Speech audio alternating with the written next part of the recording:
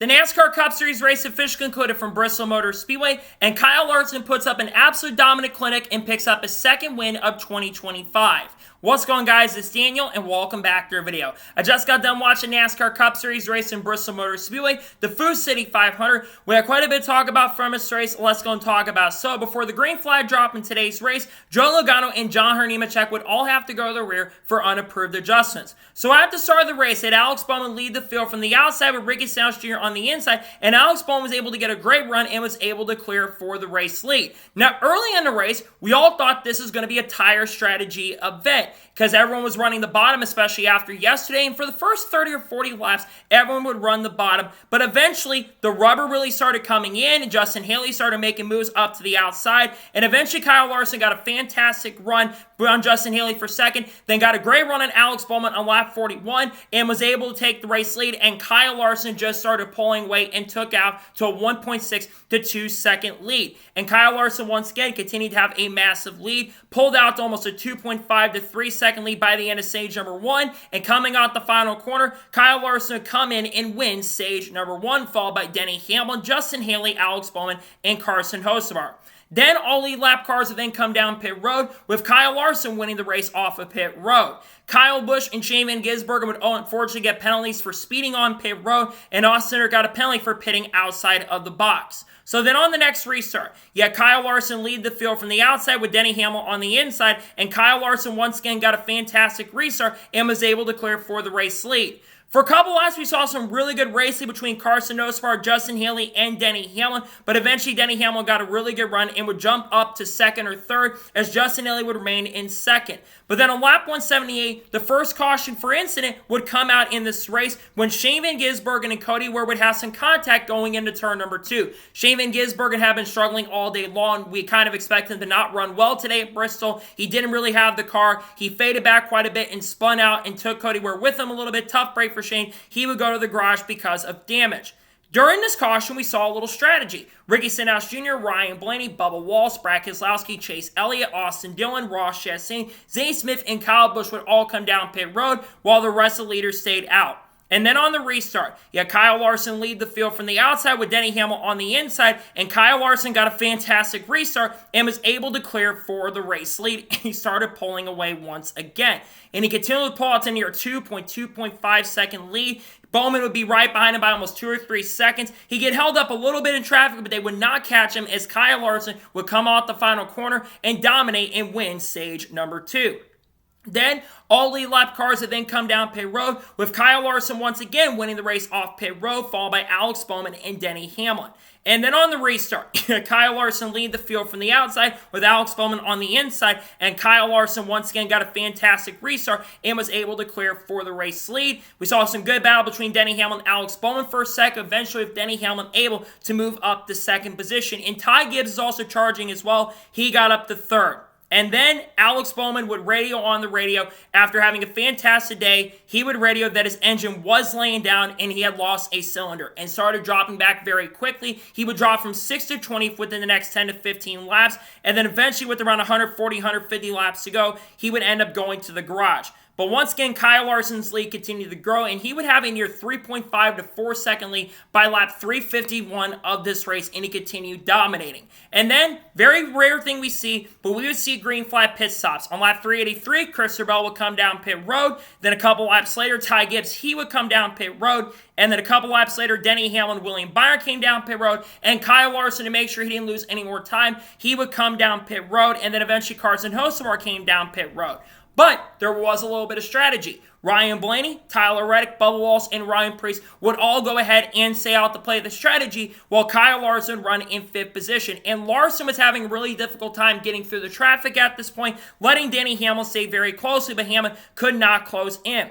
And then eventually we saw Ryan Blaney get past and get back, basically lose him leading the race, or losing, basically being over a lap ahead of everybody else, and basically lost it. And at that point, Tyler Reddick would come down pit road, and then Ryan Blaney would come down pit road. And this would hand the lead to Kyle Larson with around 50 laps to go. Now, Denny Hamlin actually keep up with Kyle Larson, as Larson was definitely struggling to get through the traffic, but Larson once again would continue to have a massive lead and started pulling away from Denny Hamlin once he was able to clear the traffic. He would continue continued struggling a little bit, but once again, he would start pulling away. And coming to the white flag of the race, Kyle Larson would have a near 2-second lead as Denny Hamlin continued to struggle a little bit through the traffic. And coming off the final corner, Kyle Larson holds off a hard-charging Denny Hamlin and is able to pick up his second win of 2025, lead 411 laps. The first time we've seen someone lead more than 400 laps at a race at Bristol Motor Speedway since Bobby Allison in 1972, and puts up a dominating clinic, wins 2 races, leads over 700 laps, I believe, or close to 700 laps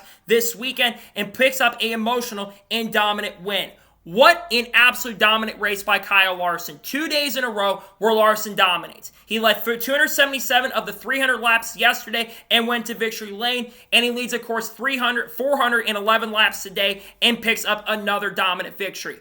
If the tires were going to play a role, I thought Larson was going to be a little bit disadvantaged, but we saw how fast he was in practice. That number 5 car was unstoppable, especially on the long run. And with tires not really being a factor in a race like a lot of us kind of expected today, it really helped Larson in a pretty massive and big way. Just an absolute dominant day for Kyle Larson, and a pretty emotional win for Larson as well too.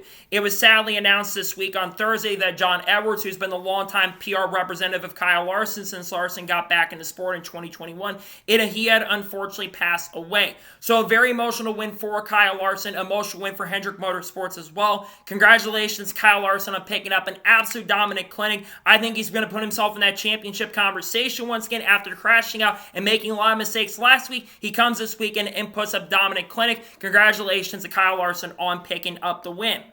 So now we're going to go ahead and take a look at the race results and give my score and thoughts on today's race. So Kyle Larson picks up the win. Denny Hamlin finishes second. Denny Hamlin, in my opinion, was the only guy that could keep up with Kyle Larson all day long. His car was really good on the long run. He kept his car very close to Larson. Just didn't have anything for Larson, especially getting through the traffic. Didn't have anything for him. He would finish second. Ty Gibbs finished third. A fantastic run for Ty Gibbs today. Ty Gibbs desperately needed this run. He has been struggling all season long, but the last couple weeks his 54 team has been really turning the corner, and today he put together the best run he's put together all season. Got a lot of stage points, got a lot of points as well. A fantastic day. He finishes in third. Chase Briscoe finishes fourth. Quietly moved his way up to the field and gets a strong top 10 finish. He ran really solid all day, ran top 10 most of the race, and comes home in the top 5. He's been building up a lot of speed early in the year. Good run for Briscoe. He finishes fourth. Ryan Blaney finishes fifth. A good day for Ryan Blaney. Not a great day, but a good day. Led laps in this race,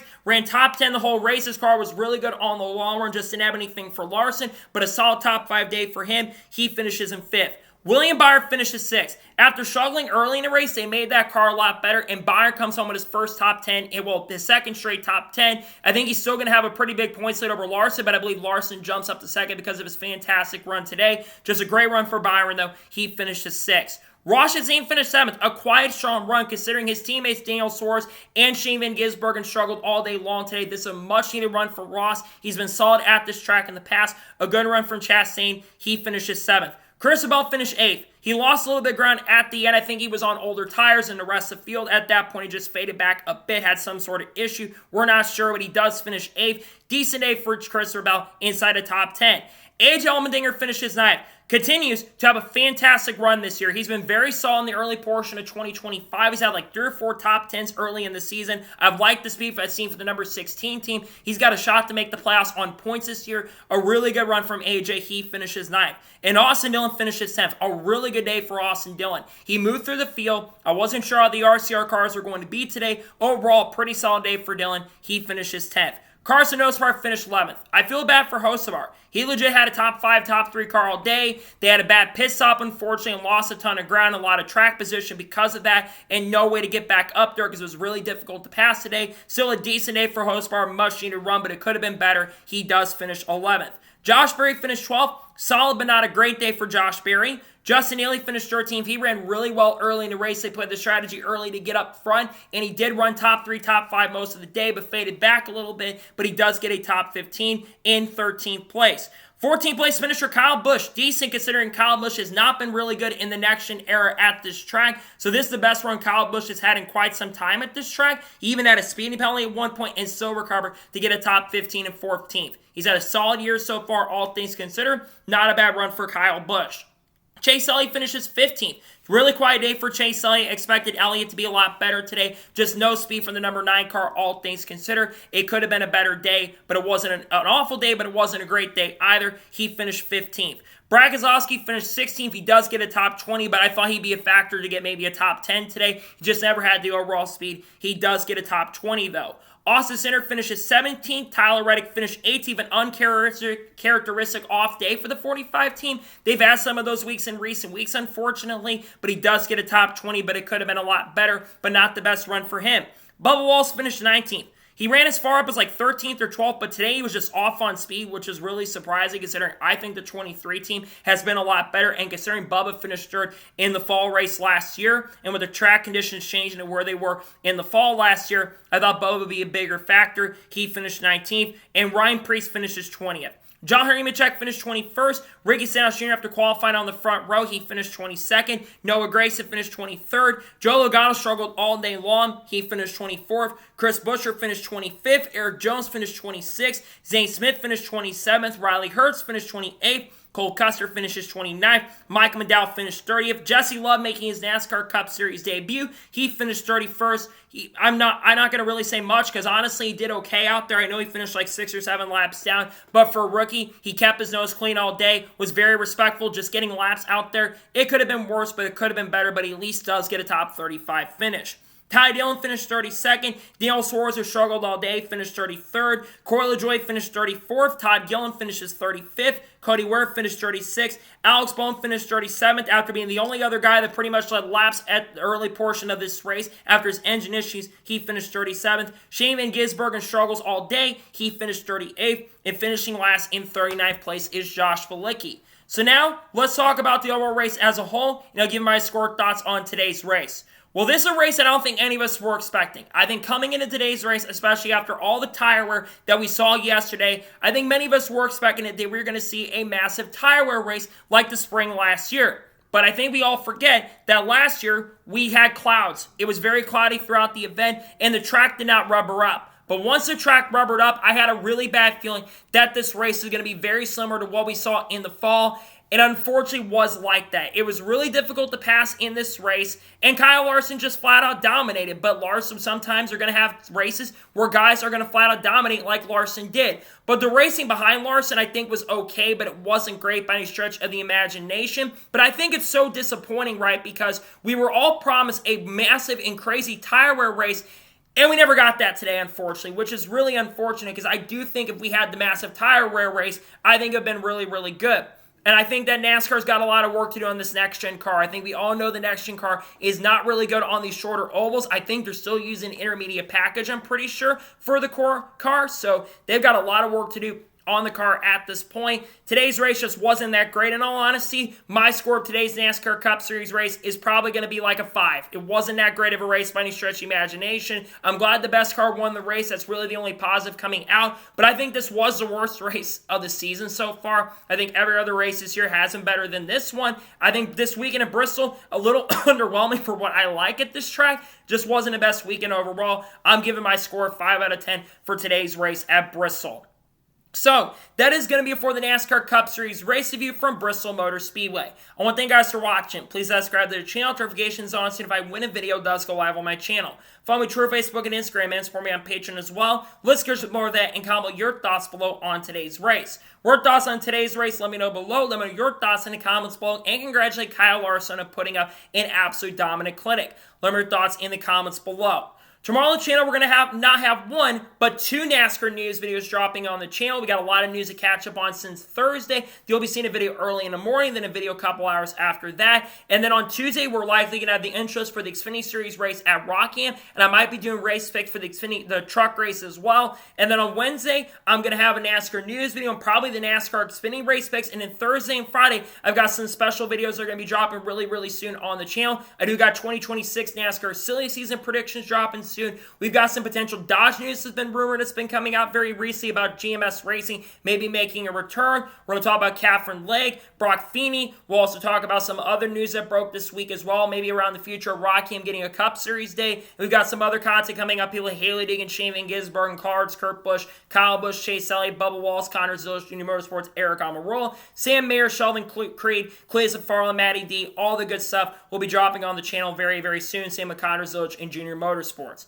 So anyways, like I said, I want to thank you guys for watching today's episode, and I'll see you guys next time for more great, awesome NASCAR content and other motorsports content on the channel like this. Take care, everybody.